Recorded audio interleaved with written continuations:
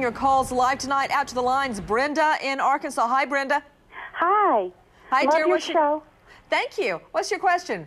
What I want to know, if the women leave the compound now and their husband's behind, will they get their children back, or have they lost them for good? Excellent question to Paul Anthony, reporter with the San Angelo Standard-Times. Paul, if the women leave now, can they get their kids back, and what's to ensure they won't take the kids and run off with them? Well, Nancy, legally, you know, the mothers don't have custody of their children now, even if they're staying with them. So if they left, the legal status doesn't really change. They're still going to have to fight through the courts like everyone else. What we learned today is that the mothers of the nursing infants up to 1 year old will get to stay with their children and be placed in foster care with their children. But other than that, all these other mothers and the fathers obviously are all going to be taken away from their children within the next few days.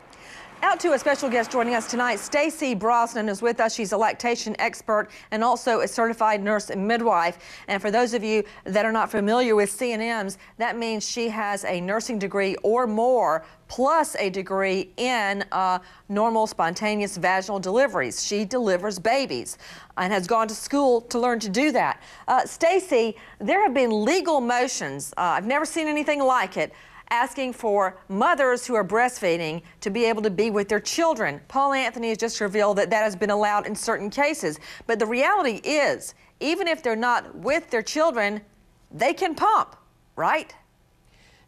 Yes, absolutely, Nancy. And I'm glad, actually, that decision to separate the mothers and the babies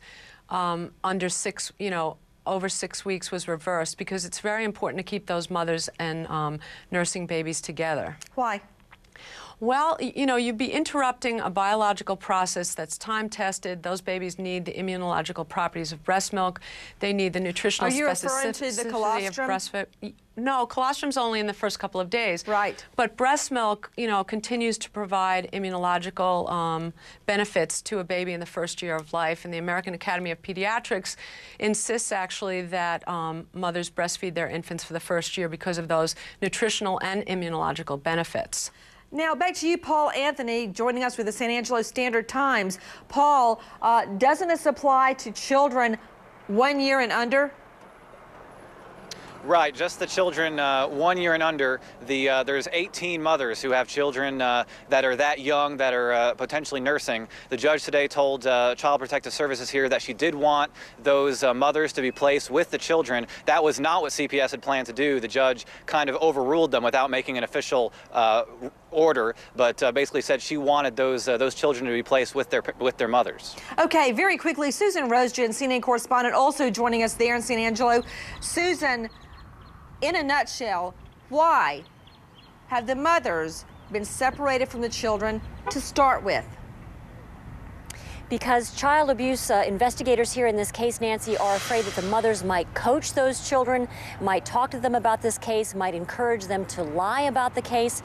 They just don't believe that the mothers will be entirely honest with their children, or will encourage their children to be honest, and that could affect the outcome of any child abuse criminal case. So the reality is, Susan Rosgen, allowing mothers who are breastfeeding to be around their children, you don't have to worry about a little baby being coached what to say in court. So this in no way is going to harm this state's case.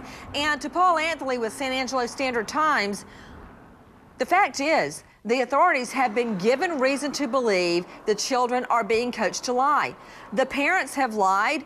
They won't say who's their kid, who's not their kid. They won't give their last name, birth certificates, specifics about who they are or which ones are their children. So obviously, they've got to be separated from the children.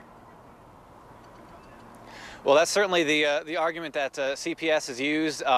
Obviously, they also fear kind of the indoctrination angle. As long as these kids are together with their parents, they believe this pattern of abuse, and obviously in most normal cases, if this was 1 or 2 children in one family, those parents would have never, they wouldn't have seen their children yet from when they were taken out of the household. So this is obviously an unusual situation all the way around. Let's move over to the possibility